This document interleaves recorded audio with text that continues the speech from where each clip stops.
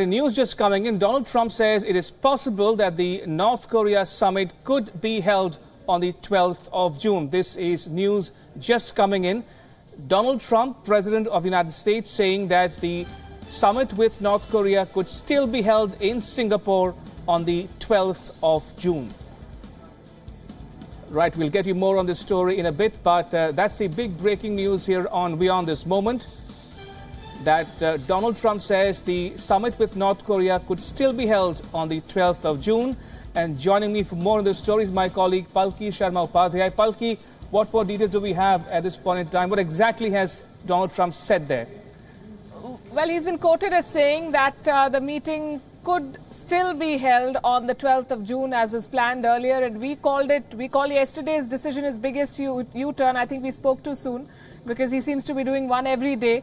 And now there are indications that after the North Koreans responded positively, remember he issued a letter which had a veiled threat, but which also had thanks for the North Koreans for their patience, for releasing the American hostages, so on and so forth. And then he went on to cite in the same breath the quote-unquote open hostility displayed by the North Koreans, which is why he had been forced to decide that the summit could not be held at that point in time. Now he seems to have changed his mind again, with the North Koreans saying that they would like to continue diplomatic engagements with the Americans. So there's been a lot of back and forth, and this happens, I assume, Ramesh, when such a sensitive issue is at hand.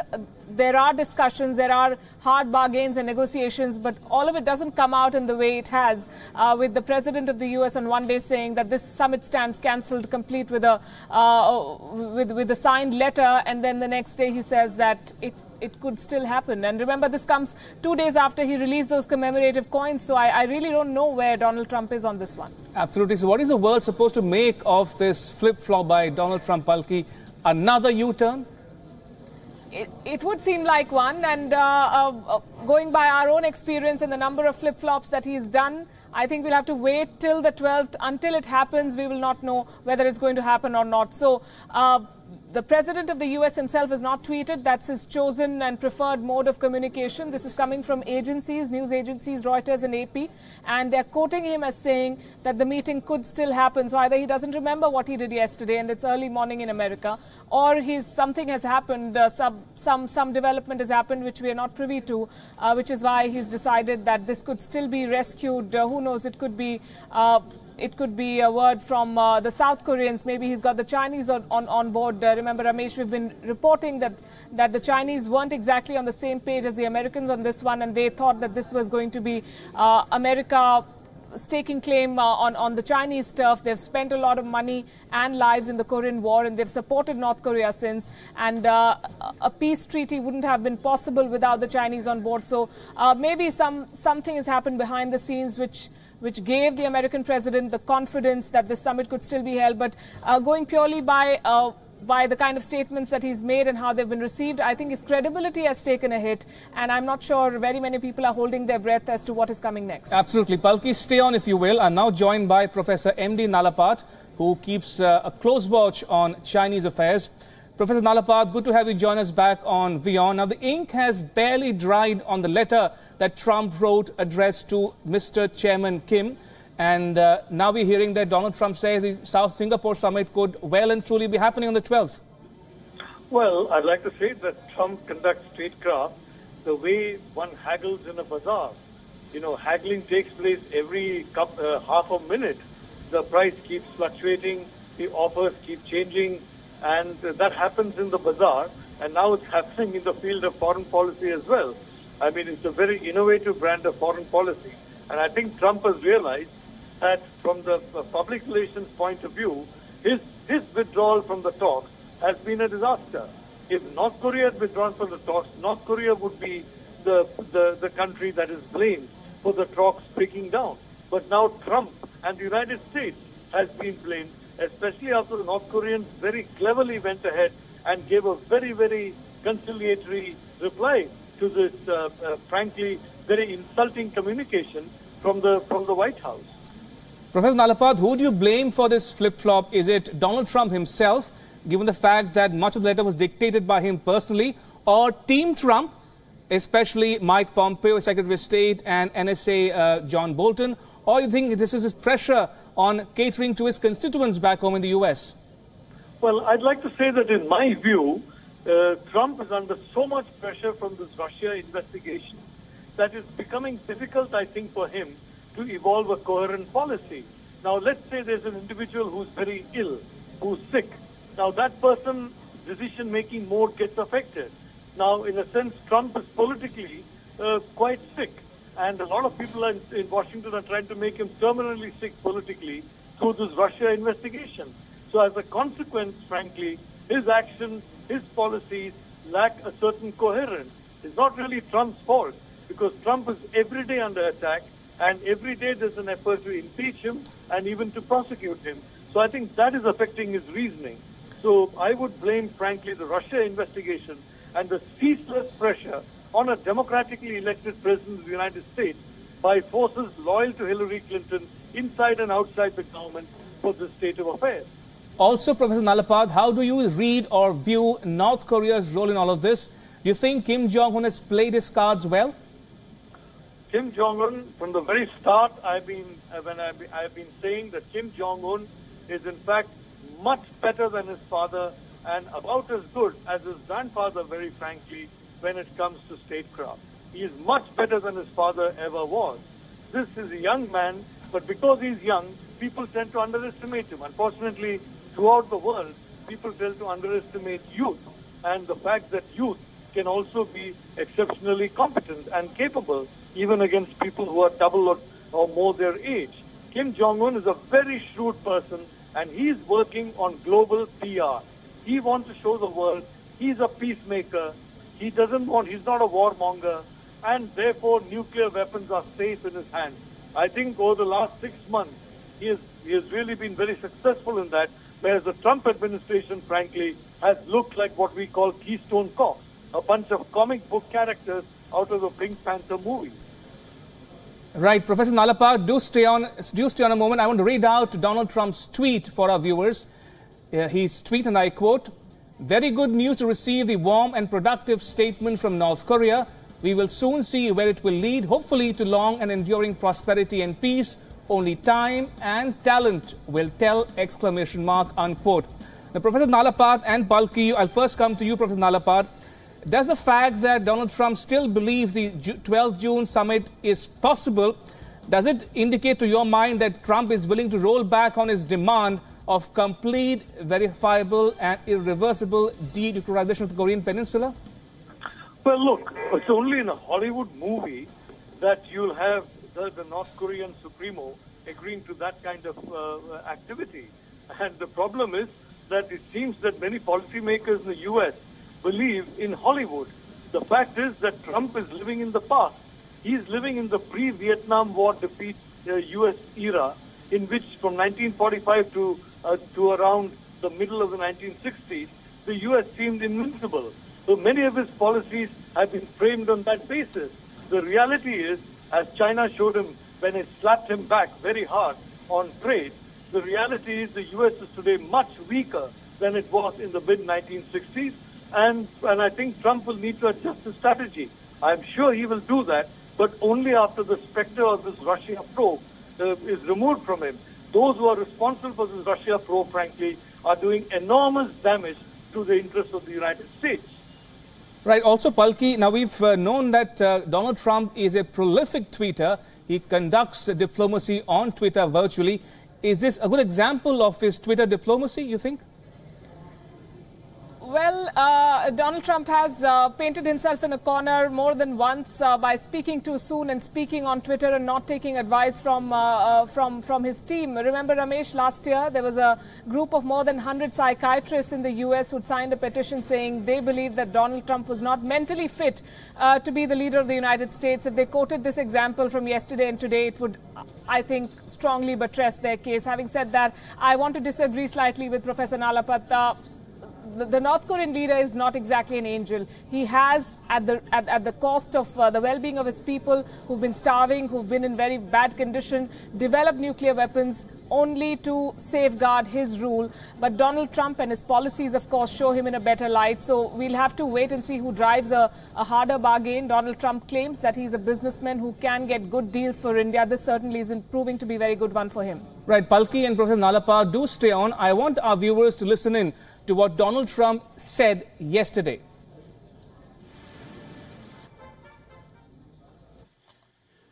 I'd like to begin by saying that based on the recent statement of North Korea, I've decided to terminate the planned summit in Singapore on June 12th.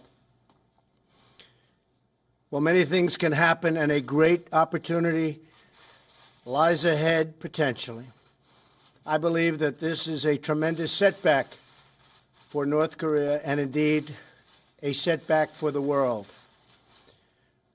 I've spoken to General Mattis and the Joint Chiefs of Staff and our military, which is by far the most powerful anywhere in the world, and has been greatly enhanced recently, as you all know, is ready if necessary.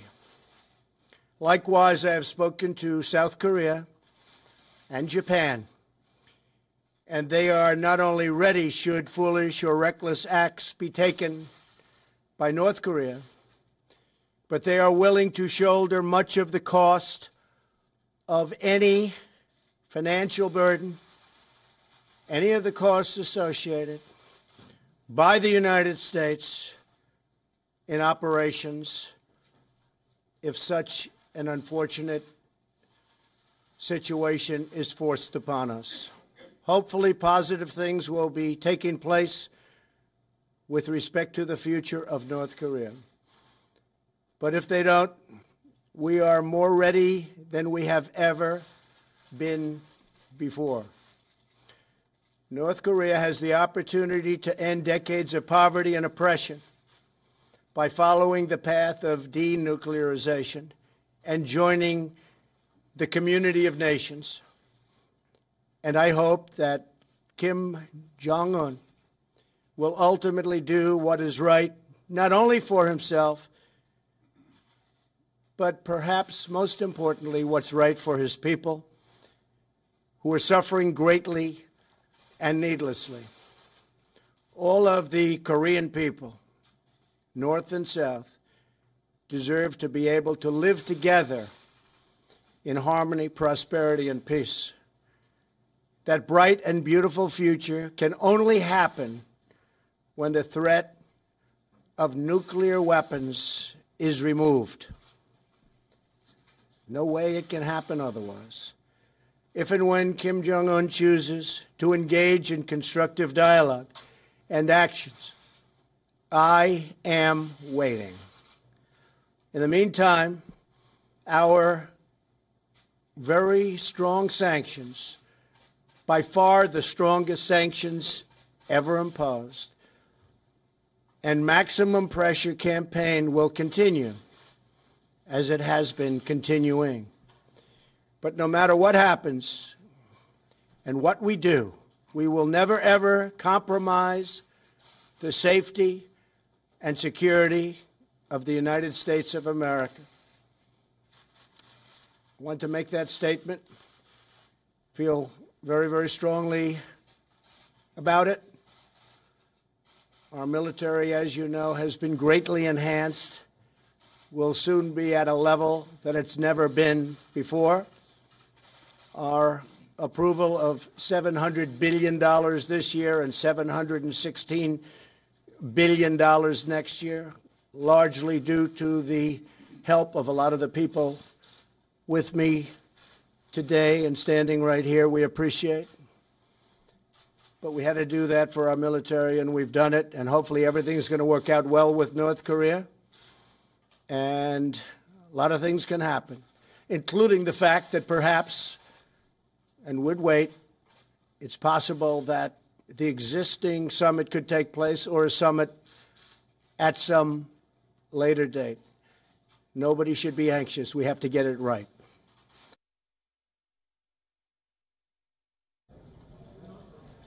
Right, there we heard Donald Trump talking about his letter to Kim Jong-un, where he declared that the 12th June summit to be held in Singapore may not be possible under the circumstances, and that's in the interest of both sides to go back to the drawing board and resolve the differences before they meet for the next round of talks. I still have with me Professor M.D. Nalapat, who is joining us on the phone line. Thank you for being patient, Professor Nalapat. But just to quickly get your sense of two specific points he made in that speech there. In a veiled threat to North Korea, Donald Trump said that we have a bigger and better nuclear arsenal, and I hope and pray to God that I will not have to use it. Your thoughts? Well, I'd like to point out what's happening in the case of Pakistan. Pakistan is exporting terror to Europe, to the United States, to India, across the world, and the United States is treating Pakistan with kid gloves. Why? Because it's a nuclear power. This great military that Donald Trump is speaking about is not going to protect Japan, South Korea, Guam, and the Philippines from nuclear devastation if Kim Jong-un wants to activate the thermonuclear devices that he has already built up. So very frankly, this is just public relations. It's called whistling in the dark. The reality of the situation is North Korea is now a de facto nuclear power, and it has no intention, in my view, of ever surrendering it, precisely because, as Palki said, Kim Jong-un is a ruthless dictator who will go to any extent to keep his power, even if it means destroying a large part of his country and a substantial part of South Korea, Japan, Guam, and the Philippines, and very soon the western seaboard of the United States. Another question, Professor Nalapat, is how will all of this be seen in Beijing and in Seoul, given the fact that many say that all roads to peace in the Korean Peninsula have to pass through Beijing? Well, I think the Chinese will be extremely happy to see the way the U.S. is floundering. The reality is that the beneficiary of the U.S. profile coming down, the beneficiary of the dollar coming down, which is going to be the impact of this ridiculous policy of sanctions of Donald Trump. The dollar, frankly, is becoming a toxic currency.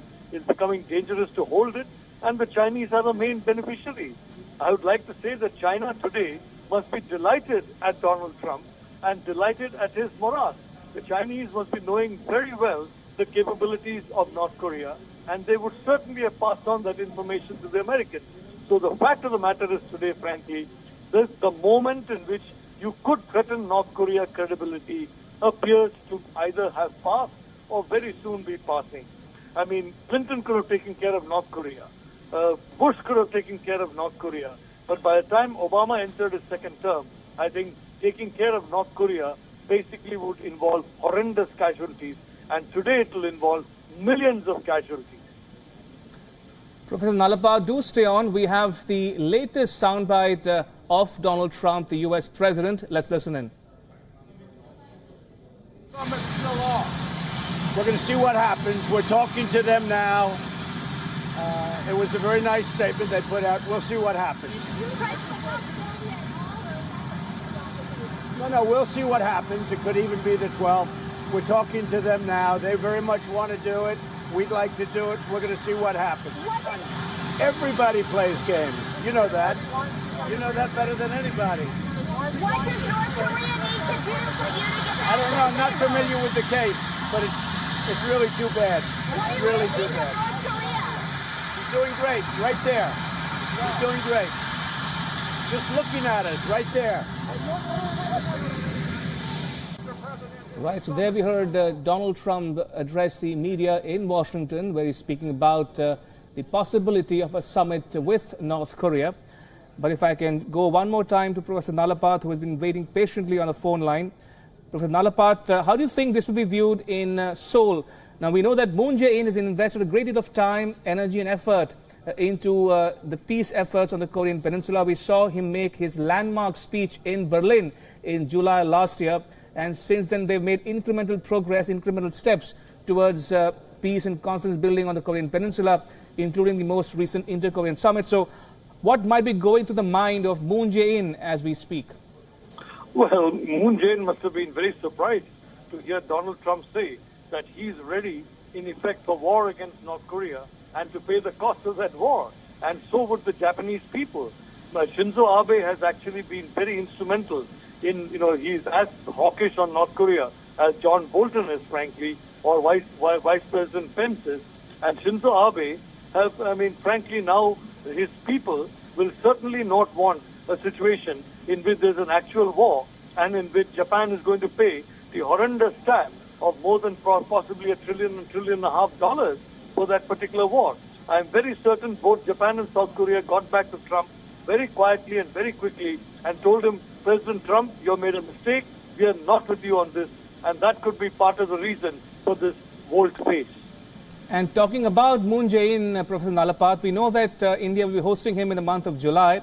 Now, talking about India's position on the developments on the Korean Peninsula, if I were to ask you, does India at all have a dog in the fight? I mean, is India merely a bystander, or is it involved directly or indirectly? Well, actually, both North Korea and South Korea, I think, have regard and respect for India. And I think, frankly, India should work very hard on preventing a war. And in that, it will find, Delhi will find, Prime Minister Modi will find a very willing partner in President Moon. President Moon is a very wise statesperson, and he, frankly, is an individual who fervently believes in a united Korea. And don't forget, this is a civilization of about 6,000 years. These are a very proud people, and now they have been separated since 1945. They want to come together, and President Moon has shown more innovative spirit than many of his predecessors. The last immediate two predecessors, frankly, adopted a very foolish policy of confrontation that drove North Korea to very hostile behavior. The reality is, unless you're going to wipe North Korea from the face of the earth, it's better to make it a friend through what I call a bright sunshine policy. I called it that when I addressed a meeting held in the National Assembly in Seoul some 2 years ago. Either a bright sunshine policy or total war. And frankly, given the kind of armaments that North Korea has built up, I think the second option is no longer possible. So I would recommend reaching out to North Korea and ensuring that it is co-opted in the system so it doesn't become a rogue state.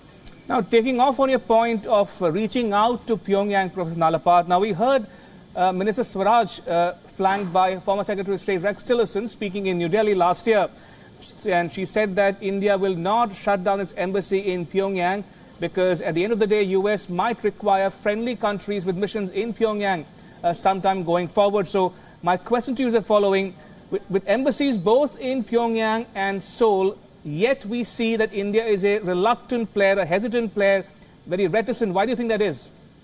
Well, look, the fact is that we are not really, a significant player in the sense of being able to affect outcomes. And definitely we're not going to join any war on the Korean Peninsula. But if we keep friendly with both sides, as we're doing now, we might be called upon, frankly, to be among the peacemakers.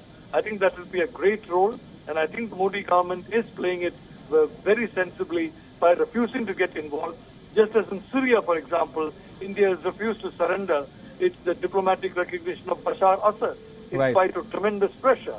So I think India is playing a very constructive role, and it needs to play that role because ultimately the only solution for this is peaceful agreement between the two sides of Korea. Ultimately, the Korean people have to be the masters of their own destiny, and they don't want outsiders coming in and dictating terms to them, and in fact asking them to pay for the cost of their mistakes. Imagine the cost of Iraq. Imagine the cost of Afghanistan. Imagine the cost of Libya and Syria. Right. Professor Nalapat, I will request you to stay on for some more time. We are now joined by Ambassador Vishnu Prakash, who has served in South Korea before. Ambassador Prakash, thank you so much for joining me on this discussion, and good to have you join us back on WION.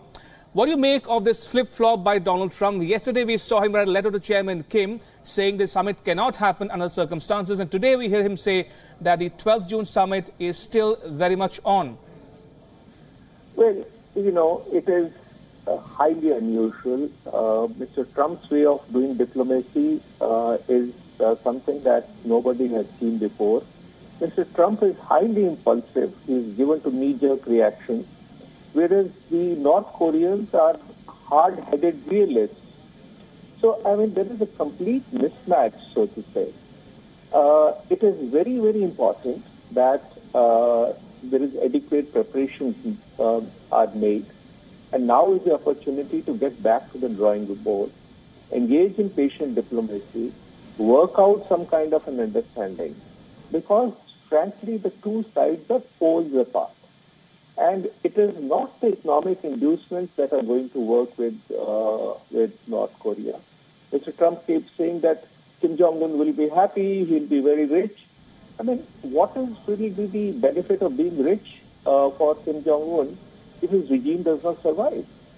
Exactly. So for him, first and foremost, is a realistic thing to make sure that the regime stability is in place.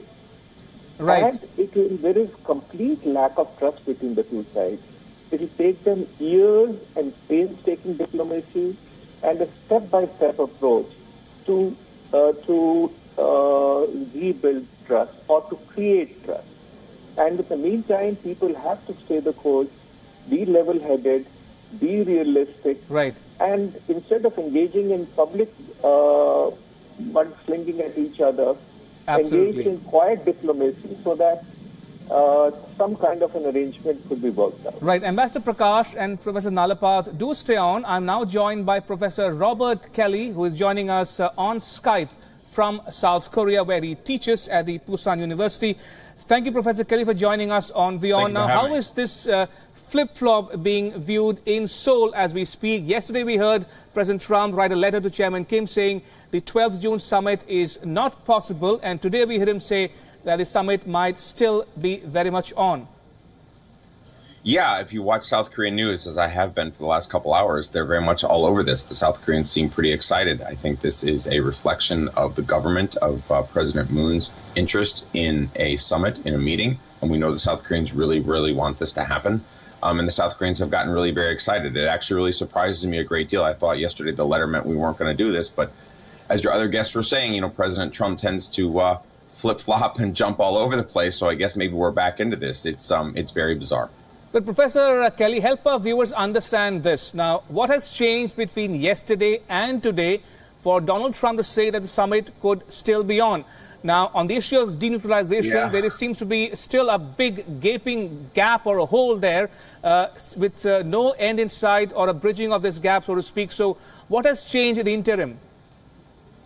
Yeah, that's actually a great question. Like, what has actually changed in the last 24 hours? To be honest, I don't know. My own sense is that this is just Donald Trump being Donald Trump, right? That the president he enjoys being unpredictable. Not only is he unpredictable, but he enjoys doing so, right? He enjoys sort of kicking over the chessboard and throwing everybody's anticipations up in the air. I do think that both the North Koreans and the Americans actually do want to have talks. I think particularly Kim Jong-un and Donald Trump personally have high incentives to actually have this meeting. I don't actually think that Donald Trump wants this to fall through. We know that Donald Trump likes the drama and the theatricality of it. We know that he was talking a lot about the getting a Nobel Prize and stuff like that. That was exciting for him. And we also know that Kim Jong-un wants this thing too. So maybe the letter yesterday was just sort of a move. I mean, it's just not clear. This is Donald Trump making it up as he goes, and the South Koreans are running to catch up. And if you watch South Korean news right now, it's rather bizarre. Does it indicate to your mind, Professor Kelly, that Trump might be willing to roll back on his demand for complete, verifiable, and irreversible denuclearization? Yeah, that's really the big question, right? Because the North Koreans are not going to go to zero, right? They're just not going to do CVID, as you said. So the question is, if the Americans want to actually deal with North Korea, if we really want to, you know, finish some kind of arrangement with them, they're almost certainly going to want to hold on to something of what they have. You know, maybe they'll give up half of it, or they'll give us, you know, IAE cameras or something like that. You know, maybe they'll give us some kind of constraints, but they're not going to go to zero. And the president, if he wants to deal with North Korea, is going to have to accept that. And that's the big question. I mean, Secretary of State Pompeo just not a week ago was saying that the North Koreans were going to give up everything. And that's just not going to happen. So if Trump wants to do this, he's going to have to settle for, you know, half a loaf. He's going to have to take less. Also, Professor Kelly, now we've seen that Kim Jong-un seems to have kept his promise.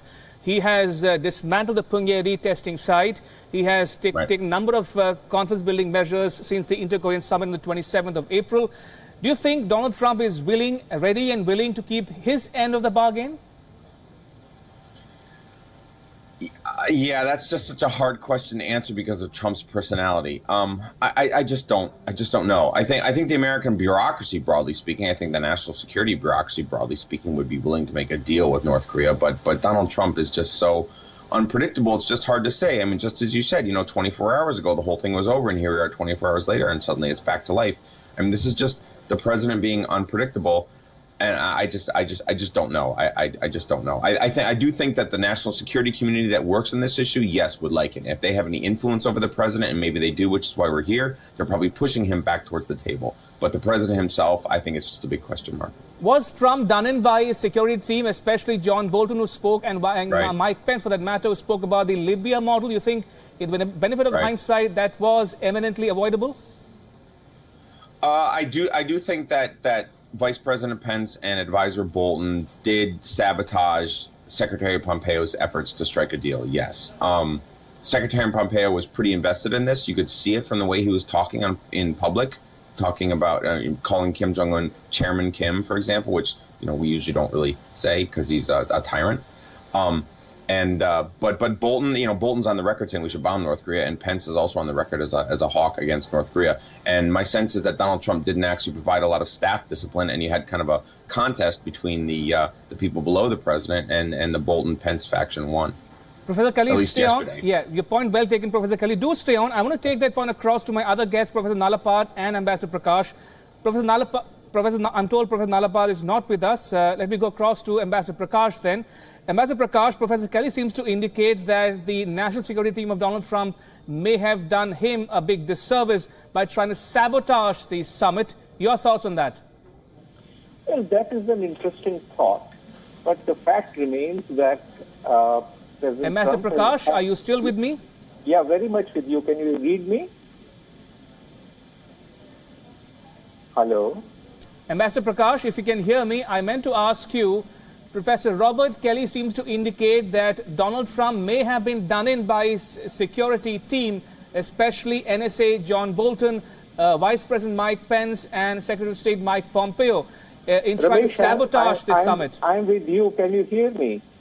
Yes, I can hear you. Please, go on, yeah. What Professor Kelly has said is interesting, and the use of the word sabotage is also quite interesting. Yet the fact remains that the team that we are talking about, whether it is Vice President Pence or NSA Bolton, this is a team that has been handpicked by President Trump. So he has consciously got people of a certain disposition and orientation around him. So, but let me take you, let us look at the statement made by Secretary Pompeo at the congressional hearing 2 days ago, which I thought was very, very significant, where he says, failure is not an option for the U.S. So I would give a lot of credence to that. And it is important that that President Trump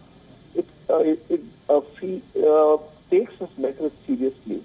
It's not like going on a picnic that, all right, we'll go there, no, we'll not go there, no, now the situation is okay. One needs very serious preparation and stage work for this. One needs to take allies along. Now, look at the irony.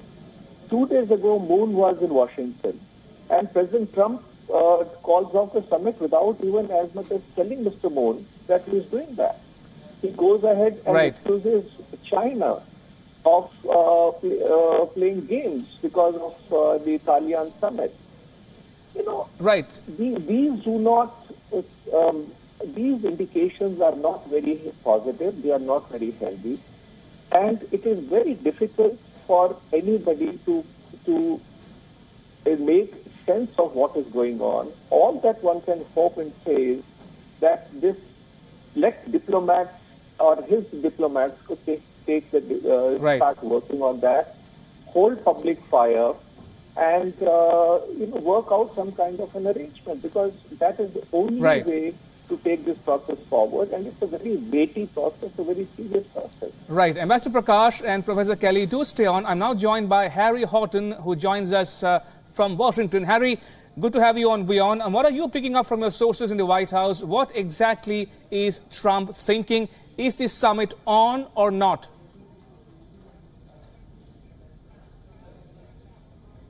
Well, that's the question everybody's asking. What exactly is the White House thinking? What exactly is President Trump thinking? I mean, his tone has been far more positive than that of members of his national security team and the rest of the White House staff. Just 24 hours ago, White House officials were talking about a trail of broken promises by North Korea. They were saying they couldn't even get North Korea on the phone.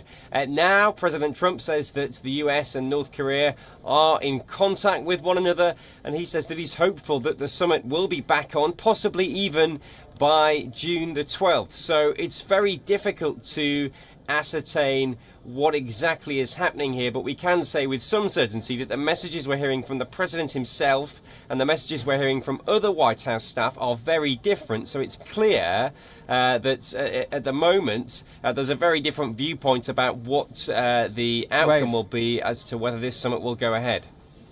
Right, Harry, now we have Professor Kelly joining us from South Korea, who teaches at Busan University. Now, Professor Kelly seems to indicate that his security team may have done Trump in by trying to sabotage the summit. Is there something which resonates with people you interact with in Washington, that the Mike Pompeos and Boltons of the world may have tried to sabotage the summit, given their predisposition towards viewing North Korea in very accurate or sharp terms?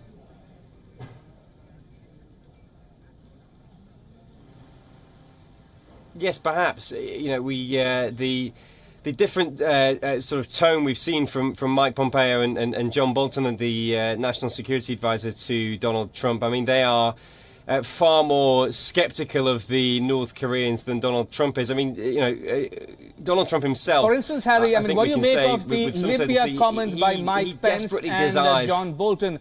Was it eminently avoidable, you think, in hindsight?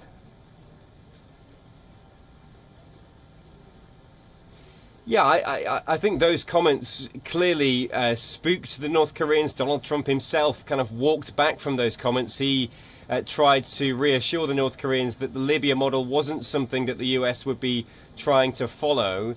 Certainly, I think we've seen in recent days Donald Trump try and kind of walk back from the sort of serious, more threatening comments that his advisors have made, and clearly he's continued that today with these positive messages towards North Korea and positive messages about whether this summit will take place. Right, Harry, do stay on. I want to go across to Professor Kelly one more time. Professor Kelly, now assuming the June 12th Singapore summit is very much on, what do you expect the US to do between now and the 12th of June in terms of reassuring Kim Jong-un about his seriousness in proceeding with the negotiations, also restoring the credibility of the dialogue process per se? Yeah, that's actually an excellent question. What would the Americans do actually in the next few weeks to convince the North Koreans that this is real, right? I mean, this entire conversation in the last couple hours, both here and in the Korean media too, the Korean media has gotten very carried away with this. All this is hanging on one tweet. That's like, what, 400 words or something like that. The United States is going to have to send a signal to the North Koreans that we're genuinely serious. They're actually going to have to sort of like lay out some kind of meaningful agenda of what the exchanges, what the concessions between the two sides would be. I mean, this can't continue to be driven through Twitter and the president's speeches and offhand comments and campaign rallies and Nobel Prize chants. I mean, this has to be taken more seriously, right? You have to have the diplomats and the engineers actually start to talk to the North Koreans about what they have and what they're going to give up and what we're going to give up in response. I mean, ultimately, this has to move to the working professional level and out of the media and Twitter and speeches and television. I mean, that's one of the reasons why this has been so up and down and erratic, because this is all wildly overexposed, and here we are again with the president on Twitter, and, who knows what he means. I mean, 24 hours from now it could be off. It's just not helpful that the president insists on doing this in such an erratic, unpredictable manner.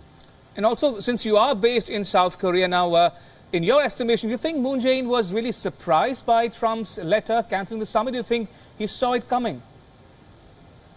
I think they had an inkling. The president hinted at that when Moon was in Washington, D.C., but the word here is that Moon was actually pretty furious because the South Koreans were blindsided by this, right? The president didn't actually call the South Koreans before the letter. He just sort of dropped it out of the sky, and suddenly the South Koreans had the rug pulled out from under them. So, yeah, my sense is the South Koreans are probably pretty upset. That might be one of the reasons why the president is saying this, because the South Koreans were given no warning.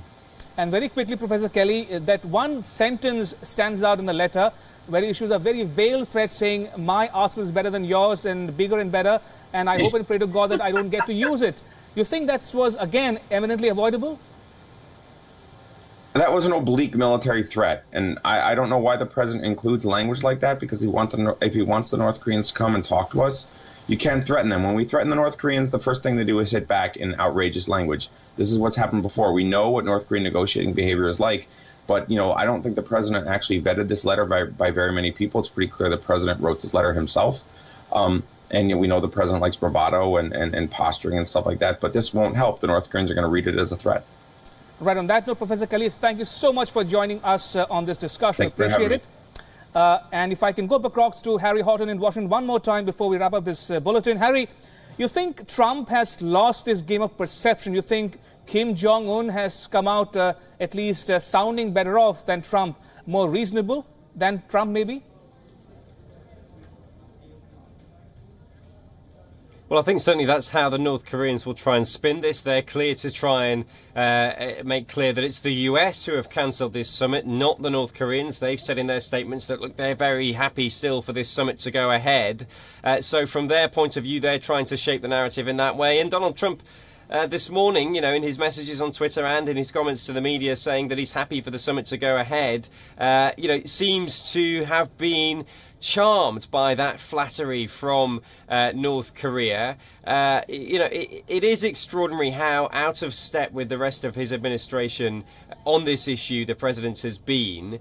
But clearly he wants to leave the door open for diplomacy, wants to try and have this historic moment with Kim Jong-un, and he seems to feel as though that can happen in the near future, perhaps even, as he says, on June the 12th.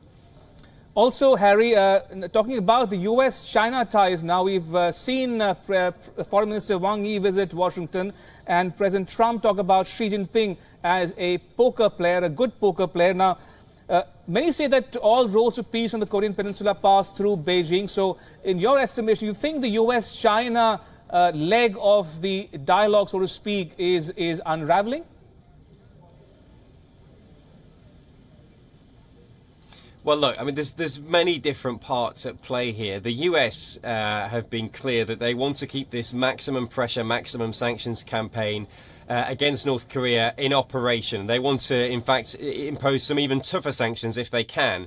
The challenge for the US now is to ensure that their allies and regional partners maintain those sanctions as well. I think they can be fairly confident South Korea and Japan will do that. But can they convince China to keep those sanctions in place against North Korea? That's the real challenge now. And I think there's some real question marks about whether China will be willing to keep those sanctions in place, given that it's the US who have chosen to walk away from these negotiations.